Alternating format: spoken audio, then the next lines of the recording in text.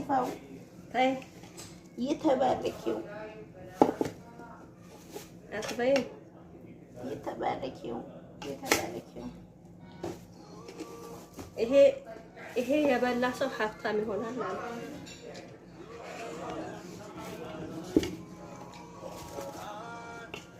አይጣፍጥም ወላ ጣፍጣ አይጣፍጣል እኮ ይኸው እኔን እየቀረጽ ነው እኮ ይሄ የስሩ የበላ ሰው ሀብታም ይሆናል። ስለዚህ ቀድሞ መብላት አለብሽ። ቀድሞ እኮ ይጣፍጣል። ጣዕሙ ሁሉ ያለው ከስር ነው። ነይ እንብላ እኔና አንቺ ቦኖ ይኸው